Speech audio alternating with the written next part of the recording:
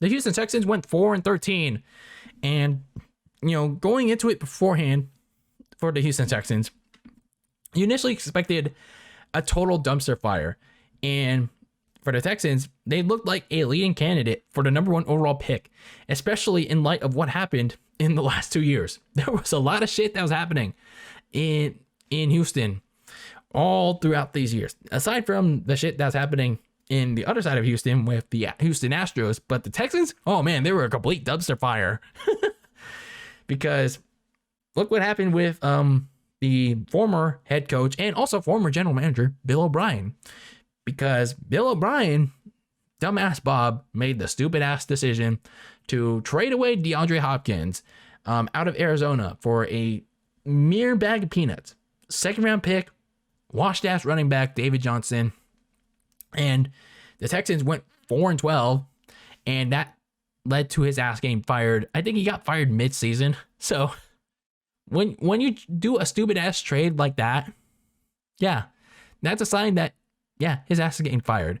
So the Texans went 4-12. It is clear that the Hopkins trade affected Deshaun Watson, along with the usual disaster piece that was the lack of the offensive line. Yeah, the Texans were pretty much a shit show. Watson had no offensive line, no good receivers to throw to. And after the season ends, Deshaun Watson decided that he finally wants out. He demanded a trade out of that shit show.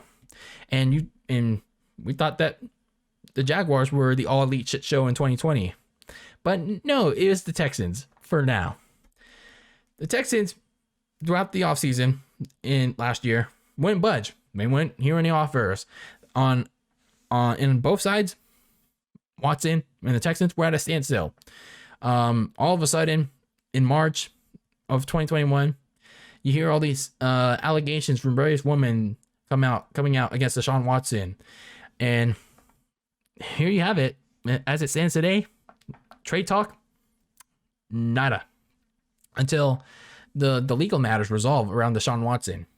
And then last year, they hired David Culley to be their head coach, who was a Baltimore Ravens assistant coach, and as their general manager, they hired former Patriots director of player personnel Nick Caserio to be their next GM. So, first time gigs for both of these gentlemen. But when you look at the grand scheme of things, yeah, people were probably thinking, do we really want to play for the Houston Texans this year or even the next? Really? Do we really want to commit long term to this organization that is undergoing a lot of complete crap? So throughout the offseason, Texans signed a variety of players to short-term deals that include Tyrod Taylor, Philip Lindsay, Mark Ingram, running backs, Desmond King, a corner.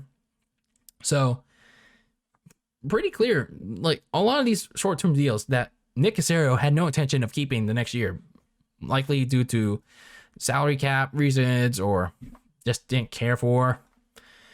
So they also wound up losing their franchise defensive player in J.J. Watt to the Arizona Cardinals. I mean, J.J. Watt deserves to go somewhere else at this point, try to win a championship, because, it's been a long time for Mr. Watt. In the draft, they didn't pick until the 3rd round because, the Texans organization in the years prior didn't do anything. They traded away all their picks. I forgot what. Laramie Tunsil, their tackle. So they did select in the 3rd round a quarterback, Davis Mills from Stanford, and Michigan receiver Nico Collins. So 2 players that would eventually prove key to at least some portion of the Texans season. So this was going to be a relatively very down season for the Houston Texans because, no signs of Deshaun Watson coming back at all.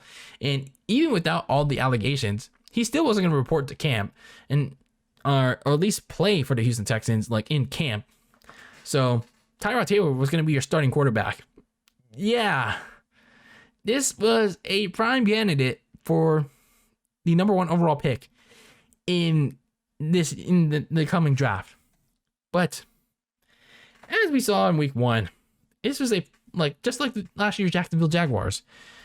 The Texans wound up winning their first game in comfortable fashion against, well, what turned out to be the worst in them team, the Jaguars.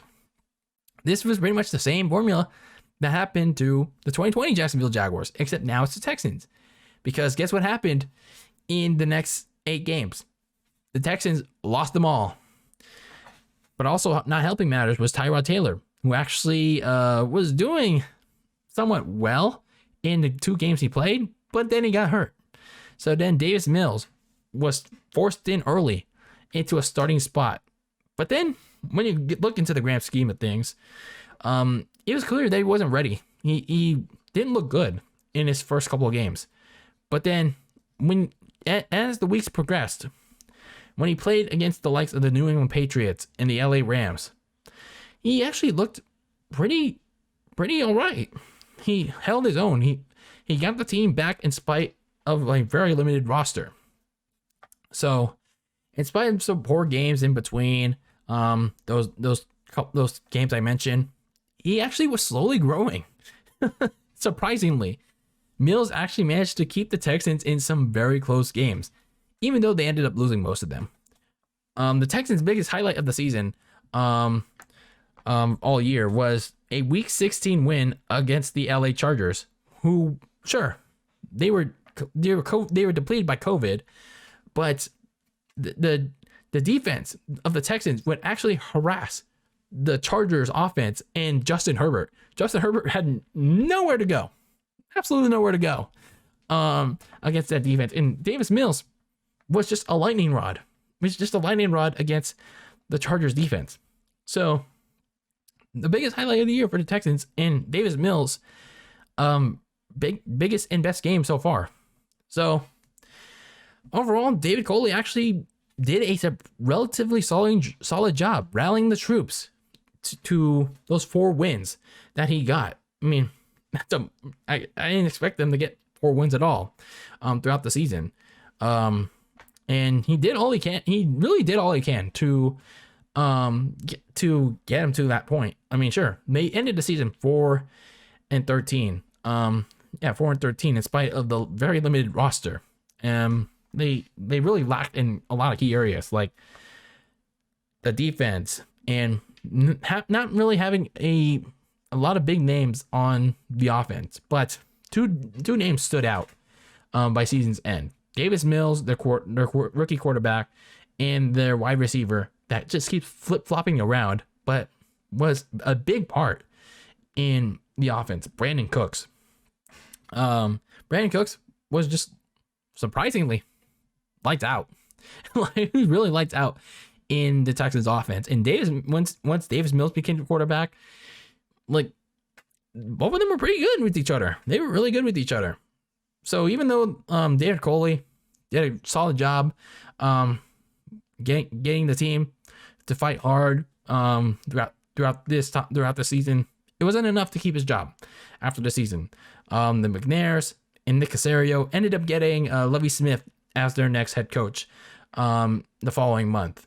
And I'm not really sure what to say about Lovie Smith. I do know that he's a 2-time head coach. He's coached the Bears for a long time. He led the Bears to a Super Bowl in 2006 with Rex Grossman as his quarterback. But since then, hasn't had much success. So I don't know how he's gonna fare with the Texans. I mean, sure, he gets another shot, but yeah, I mean, it just makes me wonder why they even fired David Culley in the first place. But either way, yeah, I don't know if it's gonna be one of those seasons for Houston. So looking at the offseason, there are actually plenty of things to address for the Houston Texans. I think the biggest thing is like trying to find some resolution in this Deshaun Watson situation, because I mean, it's finally made to move. It's finally gone to court. But I feel like this Deshaun Watson situation is not going to go away anytime soon. But whenever it does, the Texans should finally just try to find any potential shooters and just trade Deshaun Watson. I know Deshaun Watson has a no trade clause, but once he gets the legal matters settled, and hopefully nothing is too serious. But just work with Deshaun Watson, find a suitor that works with him, and just recoup as much draft capital as possible. And then throughout this offseason, you got to build an offense around Davis Mills. Mills has done a very well job throughout the season, and the Texans shouldn't be looking for a quarterback. The Texans should be smart enough to build around Davis Mills. I mean, it's still debatable whether Mills is going to be the long-term answer over there, but they have to at least build around him for year 2. The first thing that they should do is re-sign their team MVP, Brandin Cooks. He's been Mills' top target. He's had a veteran voice on the limited team, and they could surely need it in year 2. The next thing they got to do is find more receivers for behind Cooks and get a quality running back, because that running game was completely garbage. Another thing they can do is address the front 7 because there was no pass rush at all once J.J. Watt left, and the quarterbacks that they faced pretty much had all day to throw against the Texans and their terrible secondary. So this team really has a long way to go if it wants to go back to being a somewhat respectable football team. I don't know if it's going to be an endless cycle where they just okay, we're just going to keep flip-flopping around with head coaches and all. But I don't know if it's going to be a positive future for the Texans now that they got Lovie Smith and they got Nick Caserio still running the show as GM. But I mean, I guess if they get the right pieces, they can do at least make a little bit of progress in 2022. But that remains to be seen. But considering it's the Texans, it still remains a dumpster fire.